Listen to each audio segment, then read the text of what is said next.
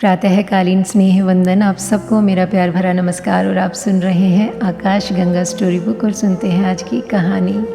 बहुत पुरानी कहानी है। ईश्वर ने पृथ्वी बनाई, संसार रचा, तब वह बीच बाज़ार में ही रहता था। संसार के कुछ अनुभव ना था संसार का।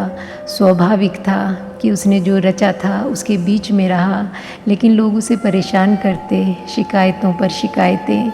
अभी भी लोग वही करते हैं। मंदिरों में, मस्जिदों में, गुरुद्वारों में, गिरजों में कहते हैं प्रार्थना और करते हैं शिकायत।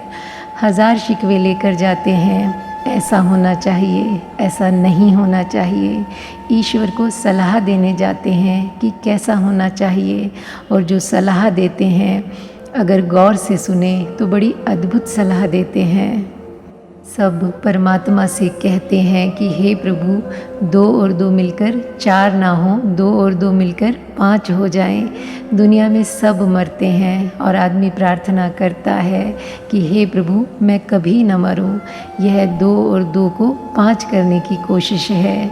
ज़िंदगी में चीज़ें आती हैं और जाती हैं, और लोग प्रार्थना करते हैं कि जो मुझे मिला है सदा मेरा रहे, स्थिर रहे। जवानी है तो जवानी, बुढ़ापा ना आए। स्वास्थ्य है तो बीमारी ना आए। धन है तो निर्धनता ना आए। जीत रहा हूँ तो हार ना जाऊँ।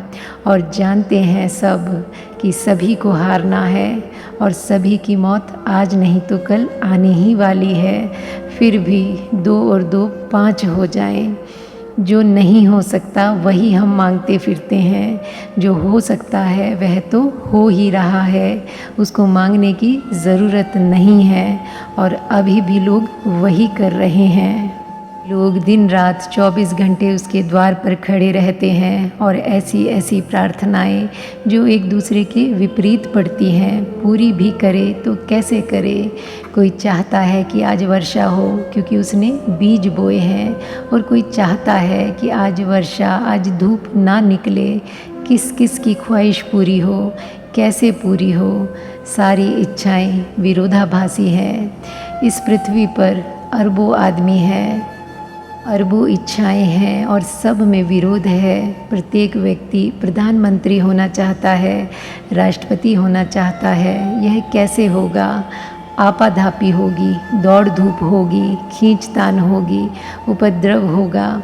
इसीलिए तो राजनीति उपद्रव बन जाती है, राजनीति संघर्ष हो जाती है, क्योंकि सारी महत्वाकांक्षी एक दूसरे की गर्दन पर सवार हैं, एक दूसरे के सिर पर पैर रखकर चढ़ जाना चाहते हैं पदों पर। खींचातानी होगी, उठापटक होगी, तो परमात्मा घबरा गया। कहानी कहती है कि बहुत घबरा गया। उसने अपने संगी साथियों को बुलाया, पूछा भी था कि क्या करूं, ऐसी कोई जगह बताओ जहां छिप जाऊं। तो किसी ने कहा कि आप हिमालय पर छिप जाओ, गौरी शंकर पर। परमात्मा ने कहा कि तुम्हें पता नहीं, अभी थोड़ी देर में ही सब गौरी शंकर पर पहुंच जाएंगे, और एक बार एक आदमी पहुंचा कि फिर कतार लग जाएगी। यह कुछ स्थायी हल ना हुआ। किसी ने कहा कि चांद पर क्यों नहीं चले जाते, तो ईश्वर ने कहा कि वहाँ भी कितने दिन रहूँगा, वहाँ भी लोग पहुँच जाएंगे। तभी एक बूढ़े ने सलाह दी। उसने कहा कि आप आदमी के भीतर छिप जाओ, वहाँ आदमी कभी नहीं जाएगा, सब जगह जाएगा। गौरी शंकर चढ़ेगा, चांद पर पहुँचेगा, तारों पर पहुँचेगा, ऐसी कोई जगह नहीं छोड़ेगा। जहाँ जहाँ तक संभावना है वहाँ वहाँ तक जाएगा, बस अपने भीतर नहीं जाएगा।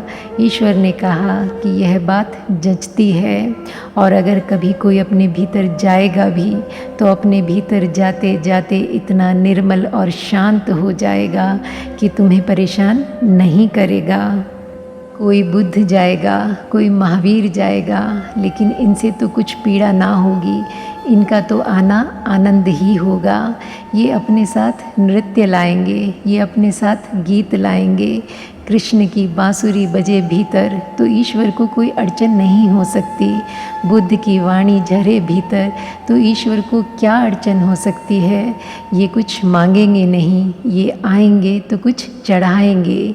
ये आएंगे तो अपने को चढ़ाएंगे और ये आएंगे तो खिले फूलों की भांति आएंगे। जूही खिले, गुलाब खिले तो भीतर की बगिया और प्यारी हो उठेगी। नए नए रंग लाएंगे ये लोग, नए नए ढंग लाएंगे, जीने की नई कला लाएंगे, नए नए उपहार चढ़ाएंगे। अगर कोई आया भीतर तो आते आते रूपांतरित हो जाएगा। भीतर आने में व्यक्ति द्विज होता है, ब्राह्मण बनता है। ब्राह्मण बनता है तभी ब्रह्म के योग्य बनता है, और जैसे जैसे योग्य बनता है वैसे वैसे ब्रह्म के साथ एक होता चला जाता है। जब तक कोई द्विज नहीं होता तब तक जीवन में ऐसा ही होगा। और आज के लिए बस इतना ही। मिलते हैं फिर एक नई कहानी के साथ। तब तक के लिए thank you God and thank you universe.